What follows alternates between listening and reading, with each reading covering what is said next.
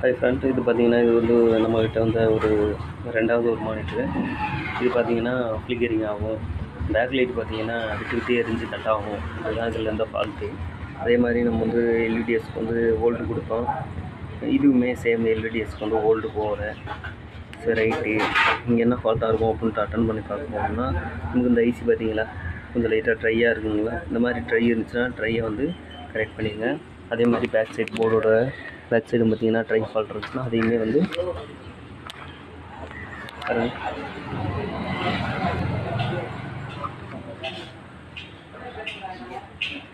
போர்டோட back சைட்லேயுமே வந்து try fault இருந்துச்சு. எல்லாத்தையுமே வந்து ட்ரை அடித்து ரெடி பண்ணியாச்சு. ஓகேங்களா. சரி, இதில் பவர் சப்ளை அட்டன் பண்ணிங்களான்னு கேட்டிங்கன்னா பவர் சப்ளையில் பார்த்தீங்கன்னா எங்கேயாவது கொஞ்சம் ட்ரை அடிச்சுன்னா அதையுமே ட்ரை அடிச்சிங்கனாலே ஓல்டு ப்ராப்பராக வந்துடும். முடிஞ்சுன்னா பவர் சப்ளை எப்போவுமே ஒரு மானிட்டர் கழட்டுறீங்கன்னா பவர் சப்ளையில் வந்து பார்த்தீங்கன்னா 25 வோல்டு இல்லைன்னா 16 வோல்டு போட்டுருப்பாங்க. 470 25 வோல்டு கெப்பாசிட்டரும், இது பார்த்தீங்கன்னா 47 450 வோல்டு கெப்பாசிட்டரையும் சேஞ்ச் பண்ணி விடுங்க. ஸோ இதில் நான் இப்போ அட்டன் பண்ண ஃபால்ட் என்னன்னு பார்த்தீங்கன்னா ஒரு டிஸ்பிளேல தான் ஷார்ட்டு.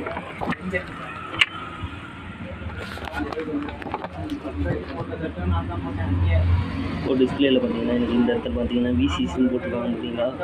விசிசின்ற இடத்துல வந்து C1 C2 இருக்குது பார்த்தீங்களா. அது கெப்பாசிட்டர் 2 ஷார்ட்டு. அதில் ஒரு கெப்பாசிட்டர் வந்து ரிமூவ் மட்டும் பண்ணி விட்ருக்கேன். ஏன்னா அதை வந்து ரேக்லராக போட்டிருக்காங்க, சீக்கிரம் வந்து ஃபால்ட் வந்துடக்கூடாதுன்ட்டு. ஸோ என்கிட்ட சேம் கெப்பாசிட்டர் இல்லாதனால நான் ஷார்ட்டான கெப்பாசிட்டர் மட்டும் ரிமூவ் பண்ணிவிட்டேன். எனக்கு வந்து டிஸ்பிளே கிடச்சிருச்சு. அவ்வளோதான். கெப்பாசிட்டர் செக் பண்ணும்போது எப்படி செக் பண்ணோம்னா மீட்ரு வந்து பஸர் மோடில் போட்டுருவோம். பஸர் மோடில் வச்சு 2 சைடும் கண்டென்ட் செக் பண்ணுவேன். அதில் வந்து நமக்கு வந்து பஸர் சவுண்டு வந்துச்சு அப்படின்னா அந்த கெப்பாசிட்டர் ஃபால்ட்டு, அதை ரிமூவ் பண்ணிட்டு எது ஃபால்ட் இல்லையோ அதை ரிட்டன் ஃபிக்ஸ் பண்ணிடுவேன். இதில் 2 கெப்பாசிட்டர் இருக்கிறதுனால தான் நான் ஒரு கெப்பாசிட்டர் ரிமூவ் பண்ணிட்டு அப்படியே கொடுக்க போகிறேன். ஸோ நீங்கள் வந்து இதில் வந்து சிங்கிள் கெப்பாசிட்டர் போட்டுருக்காங்க அப்படின்னாக்கா அதை ரிமூவ் பண்ணிட்டு கொடுத்தீங்கன்னா ஃபால்ட் வந்து ரிட்டனு. ஸோ வந்து வேறு எதுவும் சேஞ்ச் பண்ணி தான் கொடுக்கணும். 2 தான் இருந்துச்சுன்னா ஒன்றும் பிரச்சனை கிடையாது. அது பேரில் தான் போட்டிருக்காங்க. ஒன்று ரிமூவ் பண்ணிட்டு ஒன்றோட கொடுத்துருலாம், ஒன்றும் பிரச்சனை இல்லை. ரிட்டன் வந்து சர்வீஸ்க்கு வரலாம், வாய்ப்பு இருக்குது.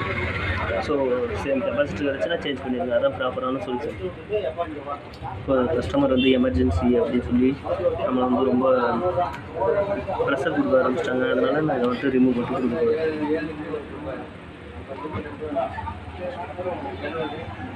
ஓகே ஃப்ரெண்ட், நன்றி.